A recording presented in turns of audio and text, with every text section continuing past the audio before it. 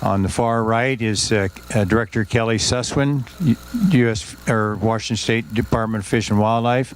In the middle is Hillary Franz, Commissioner of Public Lands. I was going to say something about the Maia, Department of Ecology. Maia. Hey, Ken. Yeah. I know you were out late last night and you hit the mountain. Well, I was actually thinking about the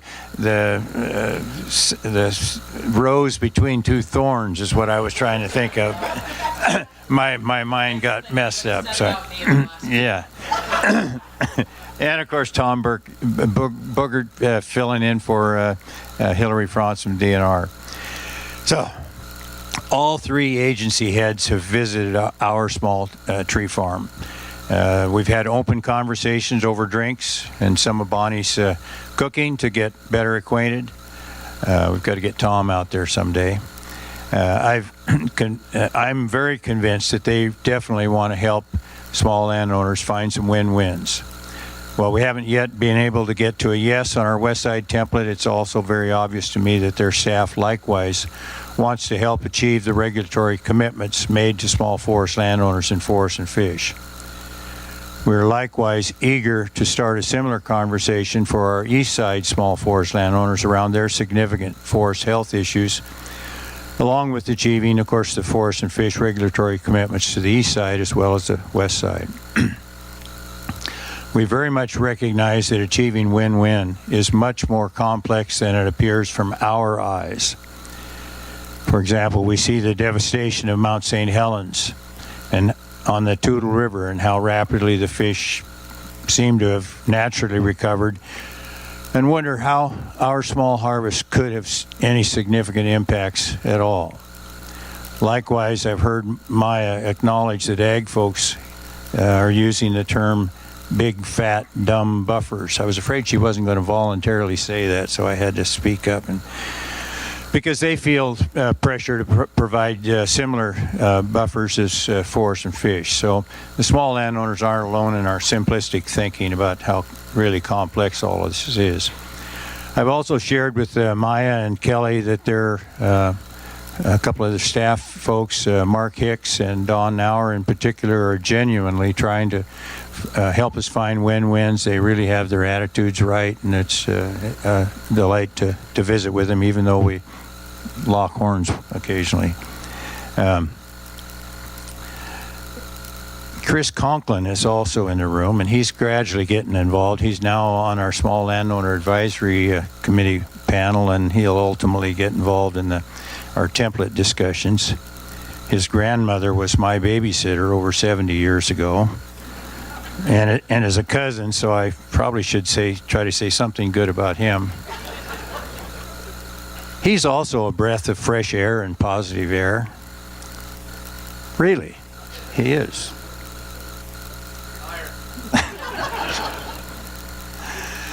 We won't be diving into our proposal for the West Side draft template, but I did want to share the simplified version with our audience. Smaller buffers for our smaller streams, common sense to our folks. So just very briefly, if we got a wide stream, big stream, we're going to 75-foot buffer. If we get down to a little smaller stream, medium size, 50-foot buffer. If we have the really small streams, less than 5 feet, a 25-foot buffer. We get down to the NP streams, rather than a 50-foot buffer for half the length and nothing for the other half, 25 feet for the full length. So that's it in a nutshell. We do expect your staff to continue the high-quality collaborative discussions in TFW policy on this policy with an eye towards win-win, and as supported by the relevant science. Not that scientists agree on much more than policy folks do, from my viewpoint. If those of us in the trenches aren't able to reach consensus, but get close, we are hoping that you all will weigh in at the appropriate time. Did I see everybody's heads nod? Yeah, good, good. As I indicated, most small landowners have a lot of their personal legacy invested in their forest land and are concerned about maintaining it in forest land for generations to come. Not just for regulatory reasons, but also for social reasons. I think the audience would like to hear a little bit about the overall aspirations of your particular agency. I'm guessing we have a lot more in common than we have in differences. You all have obligations to help protect public resources. Keeping forest land forested has to be part of that obligation. WFFA has a responsibility to protect family forest owners and public resources. So we both have to look at the long term. It's like the legs on the forest and fish stool. Neither of us can be successful if we don't own the other's responsibility. So it seems our long-term options going forward are either win-win or lose-lose. We are linked together. So beyond the bios in your handouts, and again, I'm going to lose control of this real fast, I'm sure, but I would like to just kind of start, and I got to get the microphone over there. Just please share any personal experience or interest you might have in forest land. We'll get the new guy on the block to start. You're too kind. Yeah, I guess we got to turn that on. Hear me? Oh, there we go. So good morning, everyone. It's really a pleasure to be here in front of all of you, and nice to see so many friendly and familiar faces. I'm obviously not Hillary Franz, but I did have an extra cup of coffee this morning, so I'm going to try to bring the same level of energy, so you can all help me step that up. So I'm Tom Bugert. Where's your high-heeled shoes? Give me just a sec. I'll be right back. So, wow, this is going downhill fast. Thanks, Ken. So I'm Tom Bugert. I am Senior Strategic Advisor under the Commissioner at DNR, which means I do a lot of work on our policy and legislative initiatives, including a lot of what you've talked about this morning. Just a little bit of my own personal background. I was born in Waitsburg, Washington, about 45 minutes north of Walla Walla. Oh, yeah, foothills of the blues. And when I was 4, my family moved us to the booming metropolis of Wenatchee, Washington, technically unincorporated Chelan County. And the experiences I had there growing up really shaped my professional career and why I find myself in front of all of you today. I was growing up in the time when Okanagan Wenatchee was going through a lot of the transitions I know you all have struggled with. I watched firsthand declining mill infrastructure, growing fire risk, and conversion of a lot of forest land really out my back door. A lot to development, and Wenatchee had the curse and the blessing of being a wonderful and beautiful place where everyone wanted to live. And the nature and the characteristics of that valley changed significantly by the time I graduated high school. And at the same time, I grew up, and I probably shouldn't admit this to all of you, but my dad was a fish biologist. So dinner table conversations were all about salmon recovery and really the various challenges that he saw in trying to advance this very complex species recovery, which I know all of us wrestle with. And what he came to increasingly realize as I was growing up is that we really needed to have more solutions that tapped into that win-win mentality. So he was one of the founders of the North Central Washington Forest Health Collaborative, trying to deal with recovery of our forests on the Okanagan Wenatchee, and really trying to deal with the declining wood harvest and the impacts that it was having not just on the forest landscape, but on the fish. And that approach has colored me. It's what led me to take up a career in conservation, working at Nature Conservancy for a number of years on win-wins before coming over to work at DNR. And looking forward as we roll up our sleeves in a lot of the conversations we've had this morning in advancing that discussion, everything from forest and fish, salmon recovery, our wildfire landscape, and everything else. So pleasure, looking forward to the conversation. Maia? Good morning, everybody. It's a pleasure to be here and to be on the Suquamish ancestral lands. We thank you for having us all here at this event. And so I'm Director of Department of Ecology, and anything that you have qualms with that I say today, I'm really the Commissioner of Public Lands. But if you think that I've said something great, I'm the Department of Ecology Director, Maia Bellon. I'm teasing. Yeah. I love it being mixed up with Hillary. I think both of she and I have a pretty high energy level and a lot of passion about these areas of work and overlap in that regard. My role is the water quality regulator, the air quality regulator, and the land manager in terms of cleanup laws and all of the environmental types of regulations that the Washington legislature and the federal government have delegated to our state. So I've got a much different role in terms of being on this panel than DNR, who actually manages huge swaths of land across our landscape, or Kelly Susewind's role as our Fish and Wildlife Director. Just an anecdote in terms of how this work has touched my life. I would ask how many of you were loggers back in the 50s, if you want to raise your hand. In the late 50s, early 60s. There we go. So that's my dad's generation, and my father was a logger as a young man. His uncle, my great uncle, owned a small logging company that did a lot of activities in Oregon all the way through to Du Bois, Wyoming, where my great uncle's company was based out of. And so, of course, right, the uncle picks up the nephew under his wing and gets him some work and some experience out in the world. And so I remember hearing a lot of those stories as a young person. And that impact that it had on my father's life made sure to get us kids out into the woods, very similar to Tom's story. Spent a lot of time running around in the woods here throughout Washington, whether it was out in the forest areas in Welpinit or Cusick or Spokane when I lived on the east side as a young girl.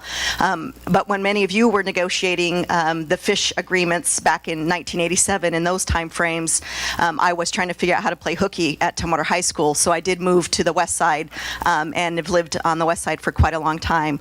So those experiences have that connection in terms of my engagement in being outdoors and in the woods. When I went off to law school, I moved to Arizona State University.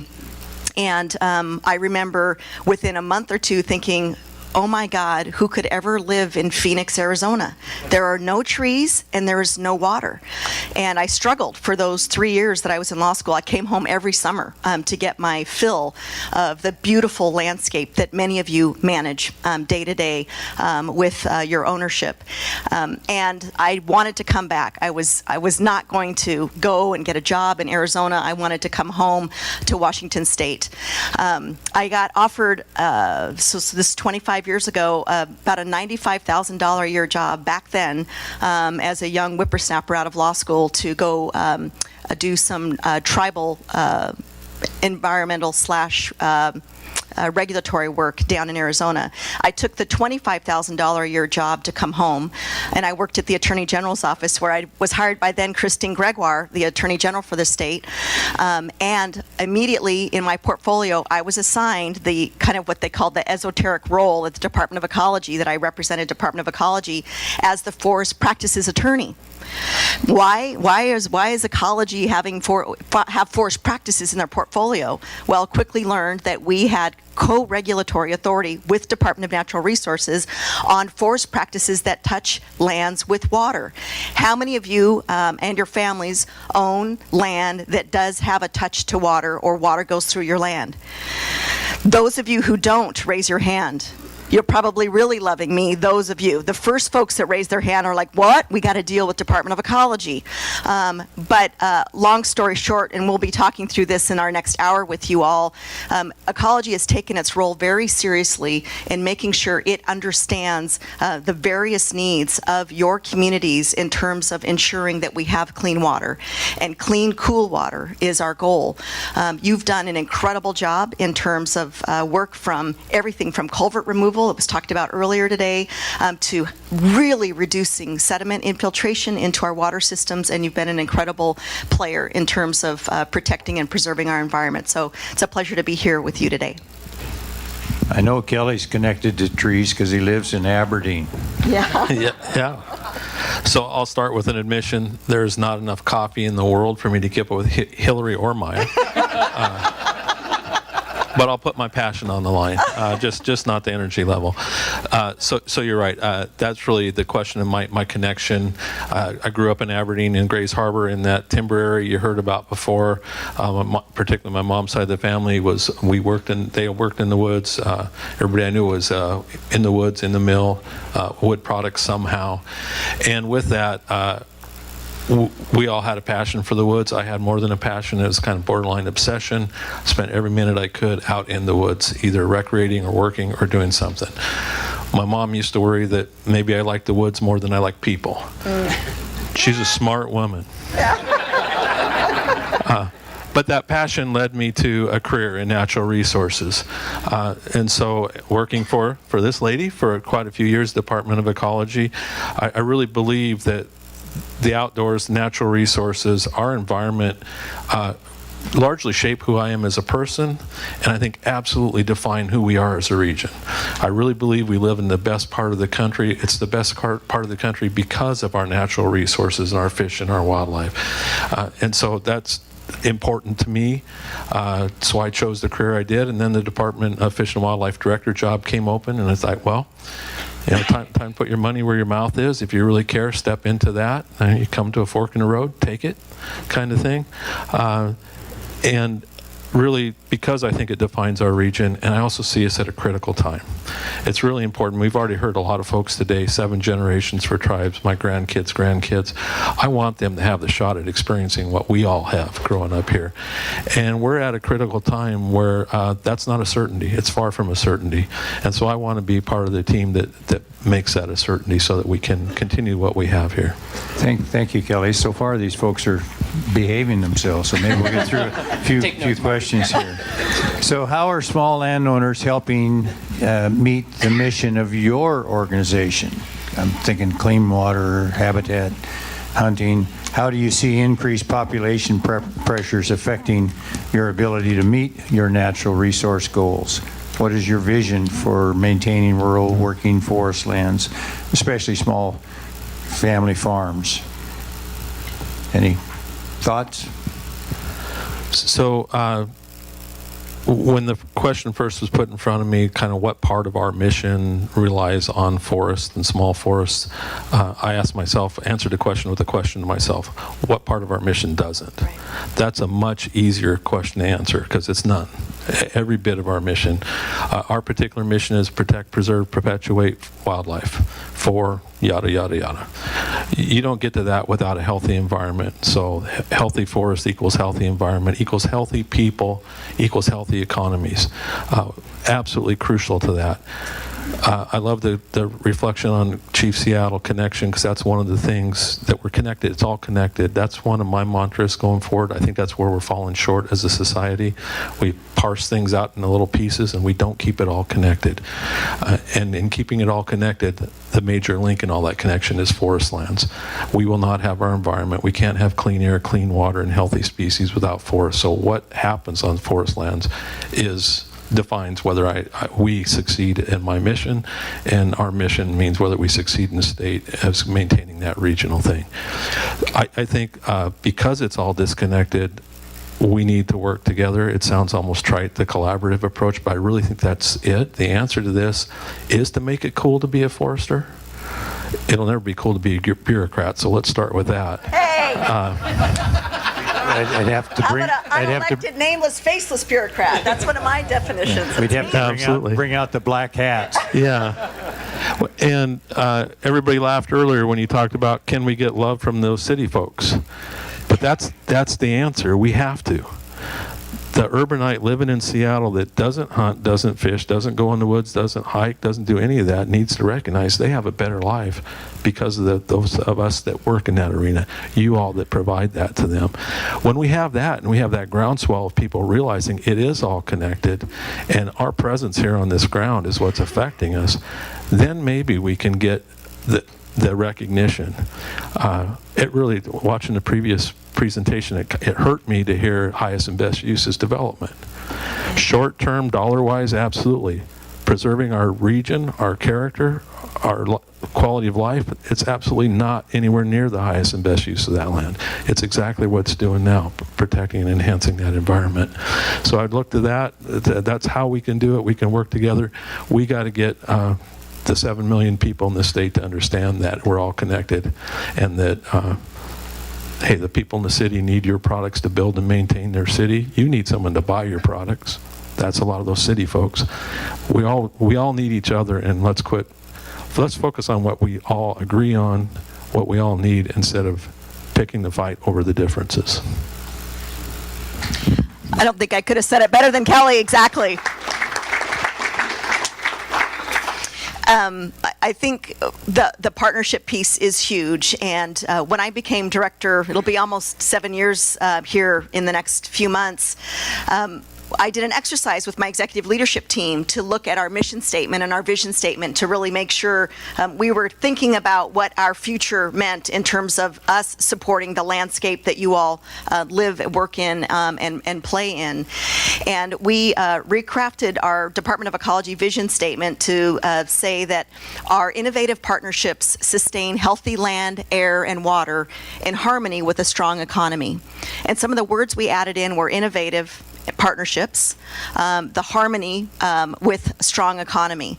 And I did get a little pushback from some of my staff early on saying, wait a minute, we don't look at economic issues. I mean, and it's very true. Most environmental laws, we really only look at, is the environment going to be clean? Is this action going to contaminate the environment? Is this going to put too much air pollution out there that people are going to be exposed to? Is the water going to remain clean and cool? And many times there isn't an allowance to look at those economic issues. But what I've said is, as a policy course, we ought do that. We ought talk to you about why it's so difficult to be able to meet a particular regulatory standard, why a particular buffer, if you can't go in and manage it and make it a no-touch buffer, might be the make or break for how you're able to operate your farm and your land. So all of those things are incredibly important. And you may not want to admit it, and you don't have to, but just by virtue of your land ownership and your management of your lands, you are supporting the vision and the mission of the Department of Ecology because of all the things that the forested landscape provides to the environment, like Director Susewind talked about. The canopies that help get our infiltration of our water in a calm fashion where it doesn't run back off and immediately move on downstream and out to the ocean before it can even recharge our groundwater aquifers that many of you support. The sedimentation reduction that happens when you've got your land managed well.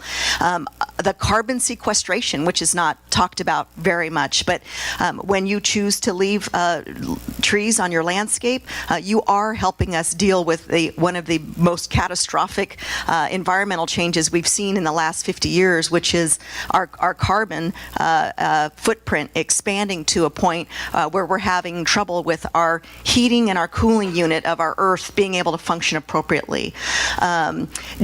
When we are able to step back and look at all of those benefits, I have to ask myself, how can I help incentivize and assist the small forest landowners to make sure that they aren't facing the pressure that Luke just showed us, especially in that urban core, that urban fringe of conversion.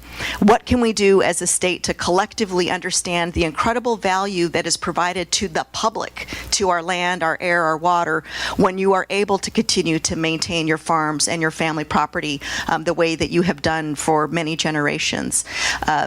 Senator Rolfes hit the nail on the head when she talked about the fact that all of this is connected. We do need to find ways to support this work. The triple F2P funding, incredibly important, and something that we've always supported at the Department of Ecology in terms of your work. And I deal with the farming agricultural community that does agricultural food production across the state as well. They have a lot of these similar struggles, and many times I feel that, farmers maybe accuse me of, you're going to put me out of business and then I'm just going to have to convert my land. That's the last thing we want to do. We want no net decrease in working family farms. And I talk about that frequently in the work I do, and have been partnering with you to do that. Ken Miller, hats off to him. Within the first week or two of me being appointed Director of Department of Ecology, Ken had an invitation for me to go out and do a walkthrough, a site visit on his property.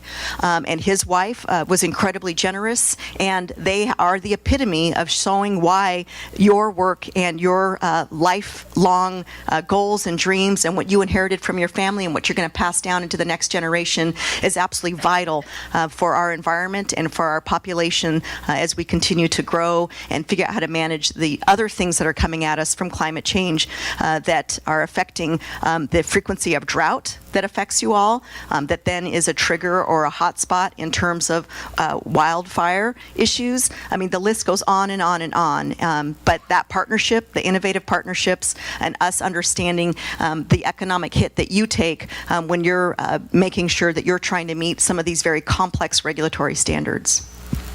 I thought you were going to get to the big words that when you start talking about ags again. I really love. Give her the mic back. I'd like to hear her say that. So if I got $1 for every time I heard big dumb buffer, yeah, I probably wouldn't have to continue to stay in this line of work. I hear you. And you all give me information about why that's a problem. I once had a landowner have me start at a stake and said, walk with me, and walked me all the way to another stake. And he said, how far do you think that is? And I'm like, about 100 feet. And he goes, yeah. That's the buffer that I have to meet as a farmer to be able to get certain funds to do water quality improvements on my land. I can't afford that.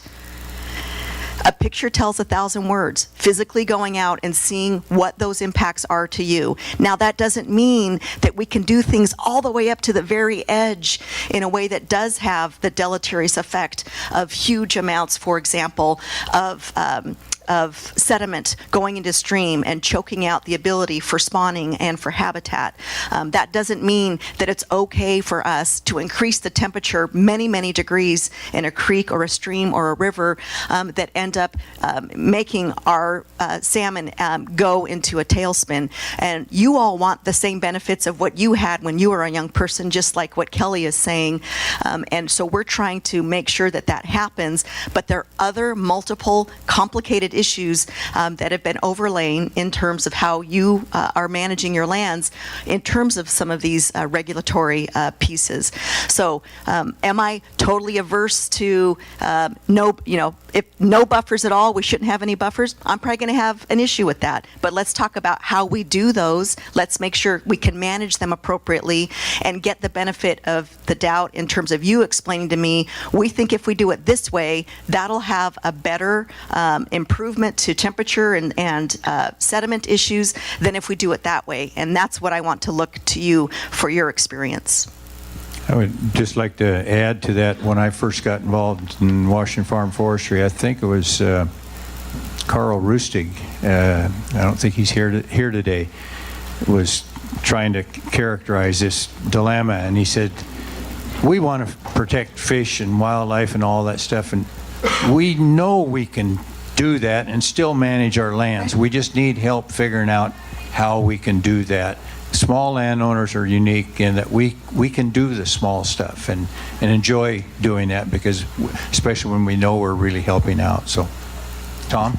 Yeah, thank you. And that last bit really resonated with me. I think we both have a responsibility for how much we can do to help you in working through complex processes, but we also have a lot to learn. And not just in the obvious context of forest and fish, but one of the joys of DNR is it's really 4 agencies smushed into one. We have that forest and fish regulatory responsibility, but we also do a lot of other work. We manage 2.6 million acres of forest land, actively generating revenue about $150 million a year for our schools. And that comes with many of the same challenges you all face. How do you deal with growing population? We're looking at 2 million more people moving to the region over the next 2 decades. And how do we manage that? How do we maintain that working forestry, that quality of life in context of a growing urban population? It's a challenge. We also manage our state's largest firefighting force, and we're looking at, as I mentioned earlier, really changing conditions in the forest landscape, federal land, state land, and local. And that's something we all have to work together on. And huge kudos to the folks around this room who've joined us at the Forest Health Table to work together on that. I know Mark's been there, Elaine's been there, I see Tony over there in the corner. All of you have helped lean in and help us be more thoughtful and strategic in dealing with that forest health crisis. And we know small forest health landowners are about 17% of that forest health challenge, and we want to work with you to figure out how do we get you the tools you need to help fix that problem. Our aquatics division, we can't say enough about how we work together with you all in protecting our salmon resources, and we're very interested, and I'll go into this more in future questions, how we broaden that conversation about not just what's the work that we're doing in our forest lands, but how do we work further down the watershed, further down the stream, and making sure that fish can actually get up to all the wonderful habitat work you all have done. And then finally, in the context of forest and fish, I think there's a lot of exciting opportunities that we need to lean in on. It's not lost on me as we're celebrating the 20th anniversary of the Forest and Fish, and hearing folks like Mark and John and others talk about what happened 20 years ago in negotiating this, where I was in life. I'm not the oldest guy in the room, I'm aware of that. And much of this has been stories that have been told to me, but not experiences that I have lived. And I think we're seeing more and more of that in the context of agreements that were forged and what those agreements meant to different caucuses. I mean, it was tough for everyone, I know, and tough in very different ways. And we need to find ways, and I really appreciated the conversation about reinvigoration. How do we create that new sense of commitment for the next generation? So that, because we all do want that same thing. We want to have working forests. We want to have cool, clean water. We want to have places that protect our quality of life, and thriving urban centers and thriving rural ones. And so for us, as we talk about the vision of looking forward, what can we do? How does the department think about supporting our working forests? There's a couple of things, and you've heard a lot of it already. We need to collaborate, and we need to celebrate success when we do that. And I'll point to this last session. You heard from Senator Rolfes about a couple of the bills. You heard from Elaine about a couple of the bills that passed recently this year. We passed, and I'm really delighted, WFPA was a real leader in this, and we were proud to be able to partner on House Bill 1324 that extended the preferential tax rate for B&O for timber, and at the same time increasing in long-term funding for our forest and fish work. That's a huge success for our rural communities. We need to celebrate the successes of FFF2P and FREP. FFF2P, for example, we've removed, over the lifetime of the program, 385 barriers. We've opened up 910 miles of stream habitat. That's huge, and we don't talk about it enough. Yes, we have a lot more work to do, and Heather, I look forward to sitting down with you in a couple of weeks and figure out how do we tell the story in a better way so we can get more of those limited bond dollars to actually get investments made. Same thing with FREP. We've protected more than 200 miles of stream habitat under this program. We have a lot more to do, but this is a huge success, and we need to talk about it more, and we need to talk about our successes. And then finally, we need to find ways to support our rural communities who are doing that work and really telling that story. One of the things that really drew me to come join DNR was the work that Hillary had launched right when she first came in around the Rural Community Partnership Initiative. And DNR, for example, we have staff embedded in communities all across the region. And one of the things we saw is what you all see, which is many of our rural communities are in decline. Young people like me, I mean, I'm fully guilty. I left Wenatchee after high school, and I moved to the big city. And I haven't gone back. And it's part of its jobs, part of its opportunities. But we need to have conversations about what we all can do using the tools and resources we have to support our rural communities and being able to invest, whether it's rural economic development to put a mill back in Raymond, whether it's supporting natural resource jobs to make them cool again by partnerships with the Kalama Middle High School and getting them to adopt a working forest in their backyard. There's lots of opportunities, and our directive and our mandate is how can we partner with all of you to foster, get out of the way where we need to, provide the resources where we can, and really help lift up those best and brightest ideas to support our communities across the state. So that's our vision. We're looking forward to leaning in and working with all of you to get that done. Thank you, Tom. We'll move on here. Just get into the weeds a little bit and ask each of the panelists, where are you on the question of management or shared risk versus no touch regarding resource protections? We touched a little bit on that. To flip that around a little bit, do landowners have a role in expediting stream functions? I'm thinking in terms of potentially directional falling or potentially low impact ways to replace or regenerate imminently decadent hardwood stands, or aggressively removing excess and non-cereal trees in the fire-prone areas to better protect the RMZs that we all value. Some thoughts on that? Yeah, and this will really build off of a few of my remarks in the last question. I think we do need to reinvigorate that shared understanding at the forest and fish table. And I'm grateful to a lot of folks who are giving up a full week of their summer to help us really dive in and reinvigorate the commitment from the principals. I think we also have a lot of work that we need to do, especially as a department, in looking at the adaptive management process, really making sure that we are delivering decisions as quickly as we can, making sure that we're being as comprehensive as we can. We certainly see new opportunities on the horizon that we need to bring into that process. Our forest health plan, for example. I'm very interested in how do we bring forest health into the context of the Forest Practices Board and making sure that we're being as supportive as we can in that context. I'm also really interested in how we broaden the discussion, and where the last panel was talking about, how do we have a conversation about the whole watershed landscape? And one of the things that we're doing at DNR right now is looking at how can we, within our existing resources, really bring a watershed scale approach, not just looking at what's going on in our large and small forest land, but looking at the rest of the watershed. What can we do using innovative tools to remove barriers, for example, under the Good Neighbor Authority on federal land? How can we use our aquatics program to provide innovative new lease structures and financing structures to promote more salmon recovery and restoration without costing the state additional dollars? How can we use our stormwater program in partnership with the amazing work that's going on at the Department of Ecology to figure out targeted investments using either urban forestry program or helping companies do voluntary cleanups? There's a lot that we can do within our existing tools if we focus them. And if we can focus that work, open up watersheds, clean up watersheds so that fish can actually make it all the way up to the top of the reaches, and some of the great work that's been done on large and small forest land, I think that would be truly exciting, and it would bring that whole responsibility conversation to the full state, which I think is very important. What he said. I've never seen that before. No. So I'm going to go back to the original, kind of the managed versus the no touch.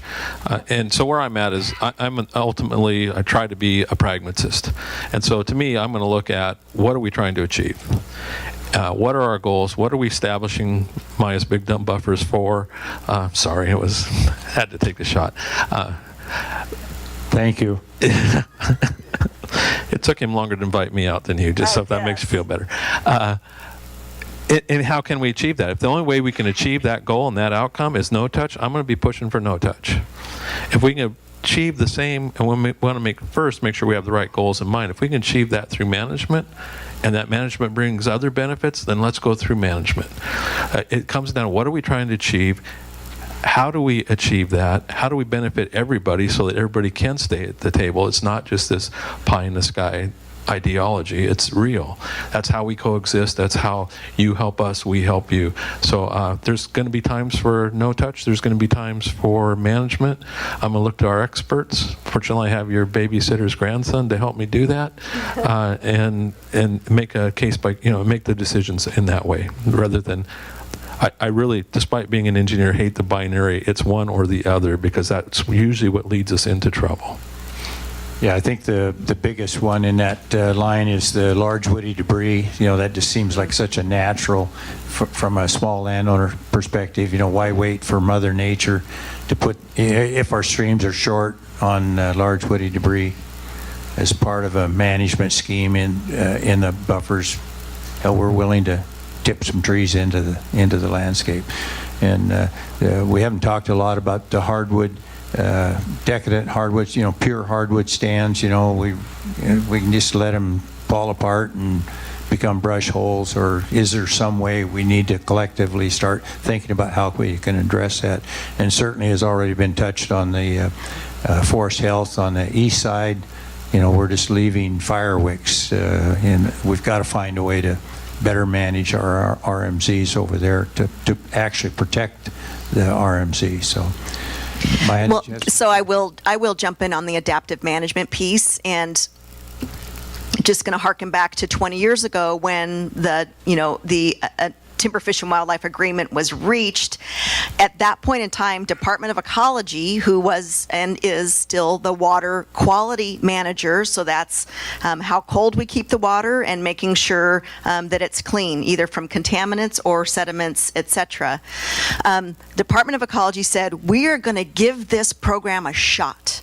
And what we're going to do is we're essentially going to put a safe haven out to the forest landowners to not run our typical regulatory program where it's a water quality permit for every action, it's total maximum daily load, or in other words, clean water plans for every single water system that traverses through your lands and how to keep those waters clean, that set up then other triggers that say you have to meet these stringent types of regulatory permit by permit, water body by water body. NPDES is the other name. It's the permitting structure, National Pollutant Elimination Discharge Permit, that gives permission to allow some sort of discharge, whether that's industrial, etc.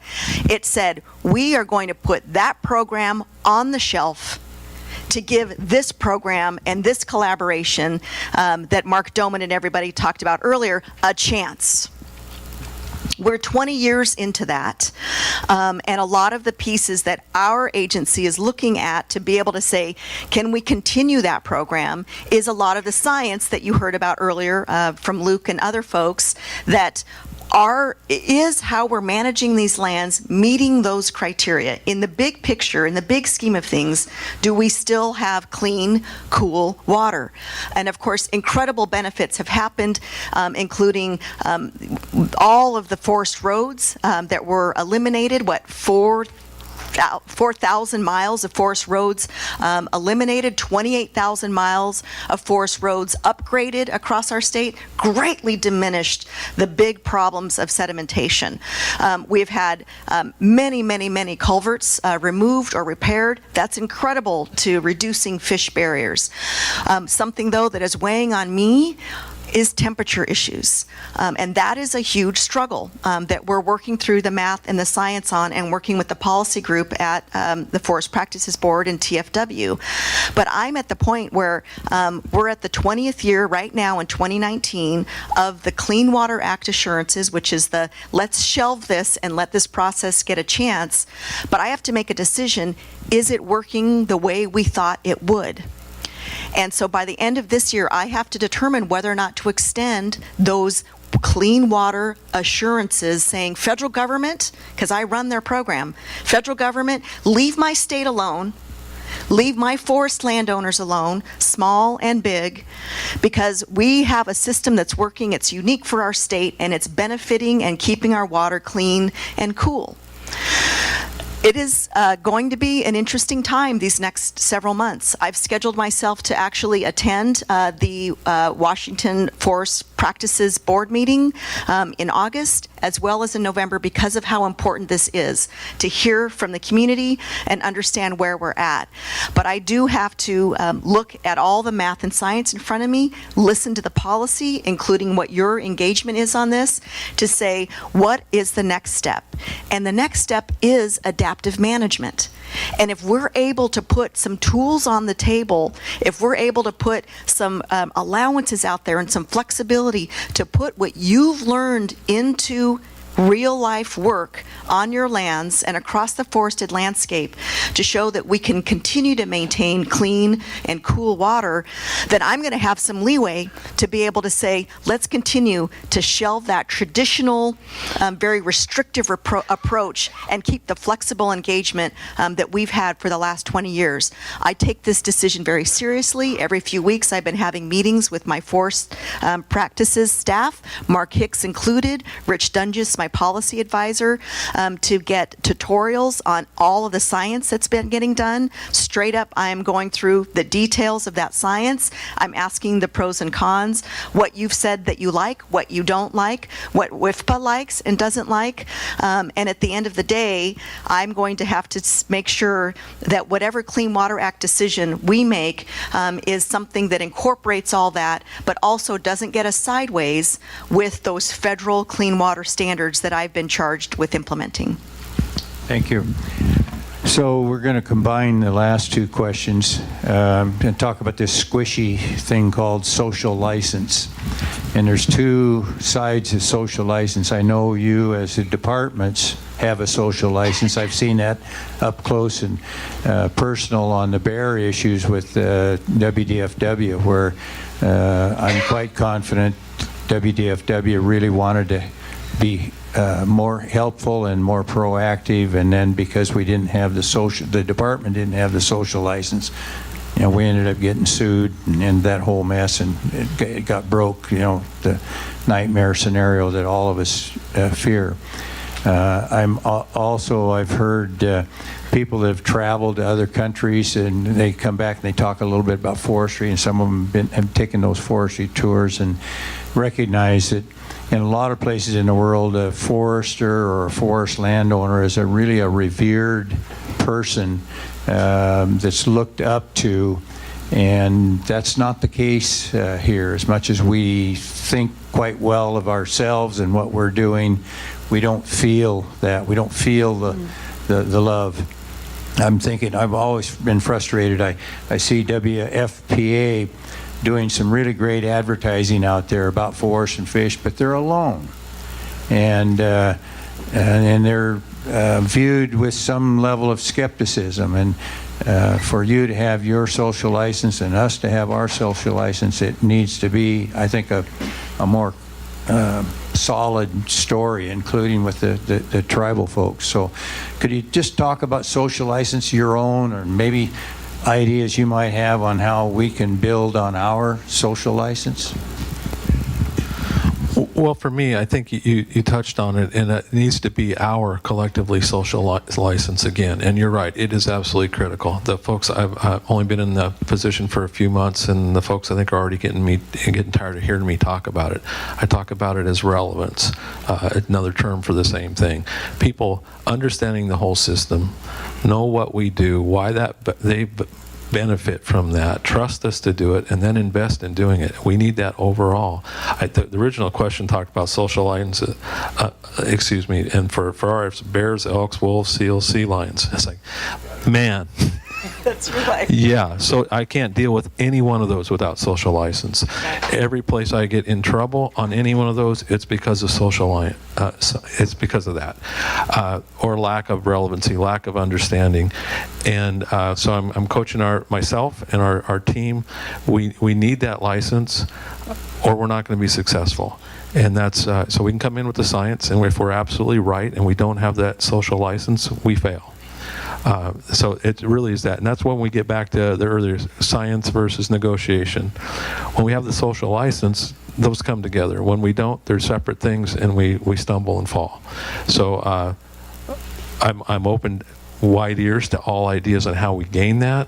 But it goes back to foresters are cool. People in the city love foresters, and understand the value that they get in their city from that. That is the social license, and that is, I think, about 95% of our the factors for whether we succeed or not.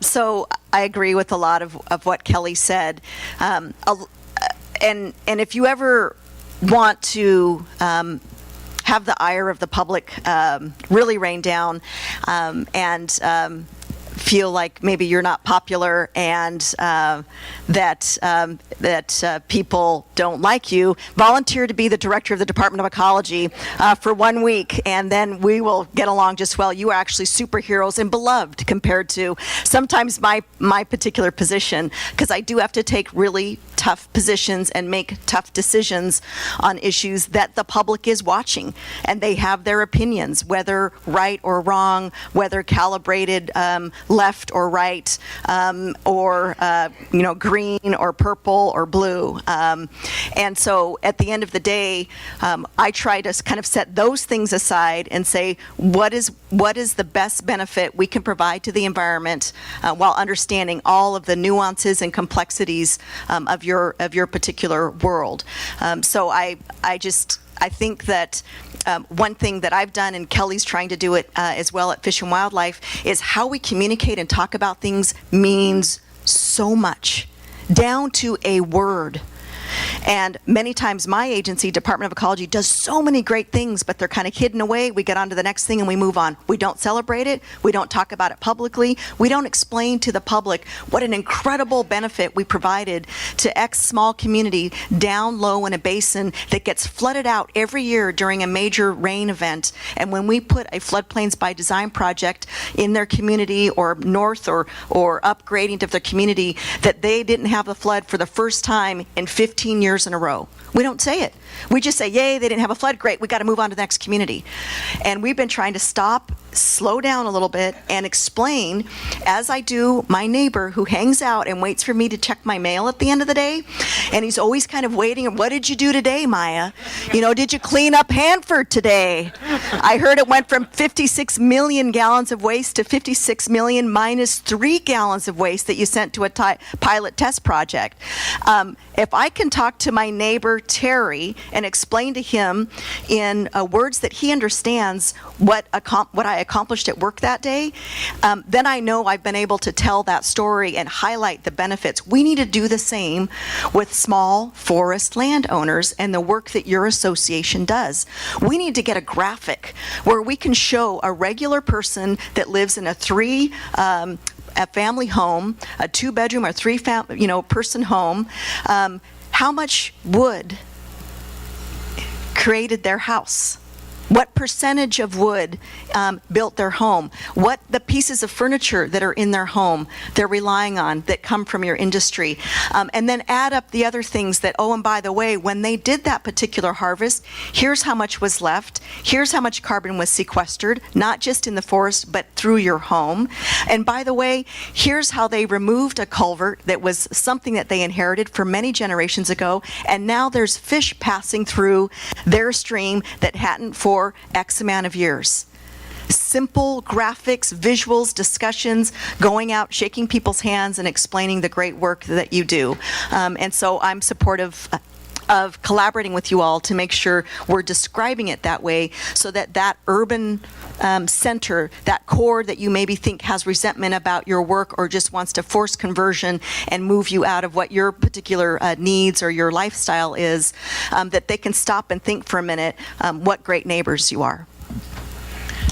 Spot on, and really picking up the themes of collaboration and sharing success stories. There was a couple of things I wanted to highlight as recent successes that a lot of folks in the room have helped make possible. One, I think we have a real opportunity in the context of the wildfires we're seeing east of the Cascades to have a conversation with the public about what is going on in our forests. And there's ways to do that in a reactionary way, and there's ways to do it in a really thoughtful way. And one of the projects I'm really proud that I was able to play a very small part in helping get going was something called the Era of Megafires. It's a presentation by Dr. Paul Hesberg out of U.S. Forest Service, the Forest Science Research Lab out of the Wenatchee area. And he really digs in. It's about a 50-minute TED Talk. Keeps trying to cut it down a bit, but it's pretty hard. It's really a conversation around what did our forests look like 100 years ago?